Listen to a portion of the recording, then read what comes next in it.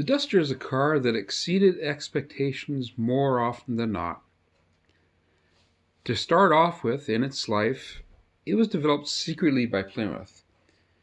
They were given money to freshen up the design of the Valiant, but instead they took that money and they designed a car that was based on the Valiant, but looked entirely different, much more sporty. For their hard work, they earned the anger of Chrysler management, who were upset that they didn't do what they were supposed to do. That anger disappeared, though, when the Duster sold 217,000 copies in its first year. This 340 Duster also exceeds expectations. Where the 340 used to be, there's now a 440 with a 4-speed behind it. And I love the way that the owner advertises that change. He has his neat custom call-out decals, and it makes the point, doesn't it? Originally, the 1970 Duster 340 was built more as a sleeper. It didn't have any big graphics advertising its capabilities. It was an understated car. Interestingly, one concept that was floated when they were thinking about building the 340 Duster was calling it the Duster CK, which stood for Clark Kent. The only identification for this model was a cartoon of a telephone booth with the door ajar, and that was on the front fenders and on the rear tail panel. But when you opened the hood, you saw a big 3-foot by 3-foot red and yellow S on the hood silencer pad.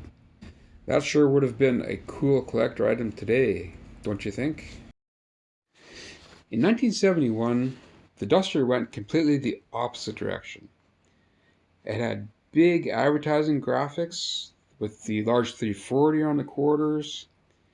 It now had a performance hood treatment, which was a flat black hood, and it also could be ordered with a 340 wedge callout on it. The Duster became available with hood pins and a rear spoiler, and it also had a special grille, which is affectionately known as the shark tooth. The Duster 340 was also supposed to have unique taillights as well, but unfortunately, when Dodge demanded their own version of the Duster, because they could see how successful it was, they not only got their own version, they got the taillights that were slated for the Duster 340 as well. Sales in 1971 dipped slightly from 70. Likely the New Demon and the Scamp cut into those sales numbers, but the numbers went back up in 72, and the Duster continued to be a great selling car. Indeed, throughout its lifetime, the Duster defied expectations. And cars like the one you see here show why that continues to be the case even now. Thank you very much for watching. I hope you will tune in again for more great Mopar features. But until then, we will see you next time.